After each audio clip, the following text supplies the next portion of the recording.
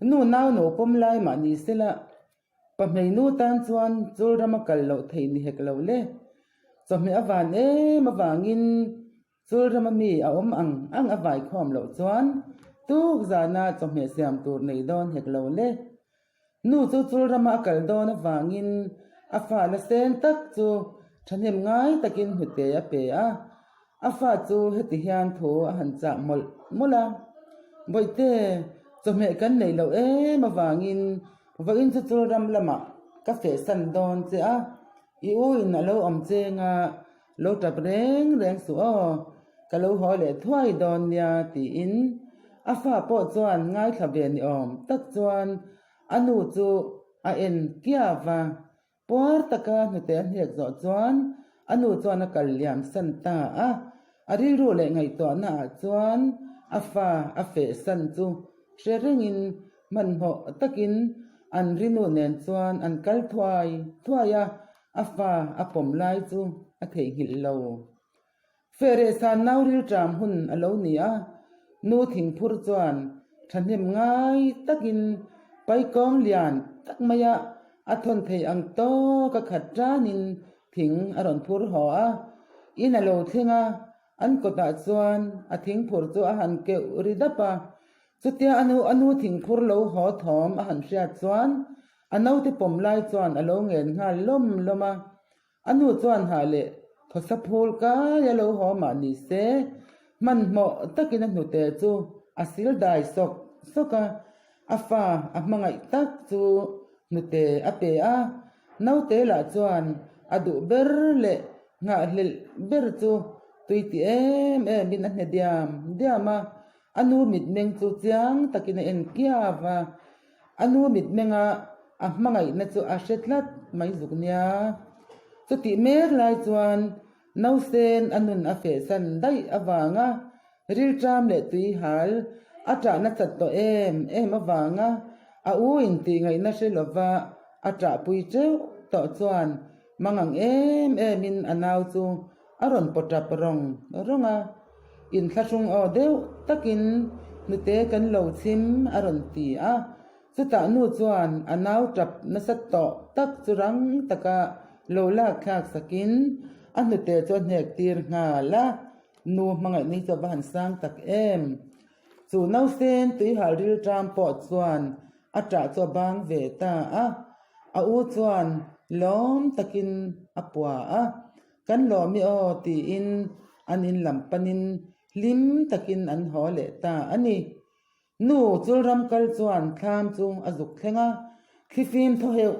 hevin thing na an chem riek seng bak thom ria tur awang le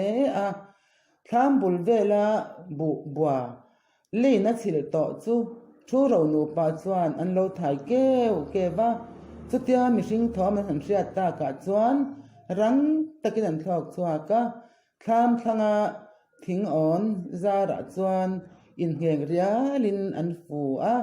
chuta chukchurikur ti in an han ram dun hlat le nga la anin heng sera nupa an ni awangin tu dang ma an ngai lovani hetiang hun lai hi alung len thak te mai asin nu chuan doron phurin thlolai chulram ni to chu an fangkwal zata bokbon samtrok le mar chapui te chu alora cha mai an chang chor lola ang te po avai pa zela bal te po acho pa zel boka chome ang te avai khom nu chuan thlam lampanin ain phur chuaka chon her zen zona chofa ka adorona chuan athil han tur chu uluk takin rem mola thlam chunga tang chuan a han hoi chuaka thlam ko ta chuai lo zam zo le sa pui pangpar lo in par pol chek chu avathlia ka aton khoma a em tlang a chuan athia ta chulram kal ve tho a thian nu nen chuan an in awa hozai an rel dun ta in lama a fapom lai a fe san chu ngai to reng chungin athil phur chu ri thle ma se man mo takakalin chol khomwang mia lo chuan in a thleng ta a chhun lama tui hal ril tram tak chuan anu chu ngak hlel takalo thlirin anu hmel a han hu chuan alom lu tuk chu ata nu yara avan hlim te reng em anu chuan ha le chau po sei man lovin anu te salu tuk tur chu tui votin avasil bora chuta chuata thu thuang diai chung chuan afa amangai em chu pomin anu te chu thamuang takin anek tira du to kapuara anek ta ka chuan chuat lai a chuan hlim emin awa kwal vel ta a nu le no te in zom na le nu hlut na hi avalang chiang tak em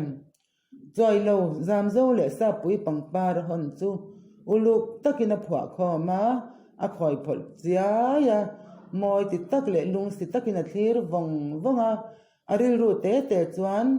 o he nge hello ni hi zo nun ti fam kim tu chu lo ni le hetiang a pangpar moi hi khovela am thei chuang don em mani le ti in lung oi takin a en reng maya ani taka man la tanga Mizo ten pangpar moi kan nei te ani tlata thlam bula an ma ni rong anga an lo par vul chik chek mai te hi chu amoi em reng ani zana lo ni a mutalo hun chuan khumpuya an mutlar dala nisen san hwaya anu fe ho nutesa ane ka wanga apumin azolo deu awangin naute chu akwa achalova ek ache ta si ale nu ber chuan an pon puisin lai chu the hlima pona tlan chuakin kai che na tang chuan chiu hia a han tia chuta an thinom te ui thui chu man mo takin an ron tlan dia a khumpuya chuan an zuang ka ya ke kortela pian ma ani awangin pa ber po chu khum kela amutop mai si a nu berin pon pui a thelim to si lo chelek su o ichet vai chuan idel pher ani mai ati awangin pa berla che changam to heklo le ui chuan naw mong le pa mong chu an liak ton hlop maya an liak vai ta mo ti a chuan nu chuan naw pon cho thlep thoka a hul lai chu nau te del atana siam rema tui takin an muhi le siai mai thina ni heng hi man lai kan Mizo nu le pa pi le pu te lo khosak dan le nun an man thin dan ania tun lai mi tan chuan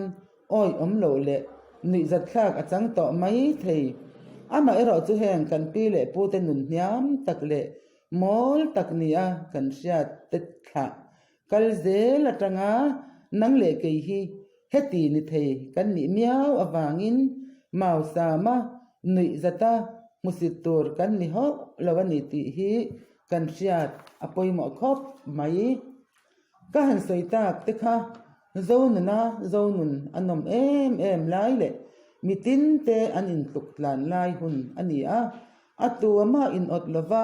hlim takanun an man thin lai ani awangin an ril ru le ngai to na po athiang him em a kha kan pi le pu kan thla tu te nun Zemawi tak kha thang le thar te hian chom nung zel thei ila adu amin nuam kan titlang nge yang Mizo nun Zemawi Parin vul zel ro se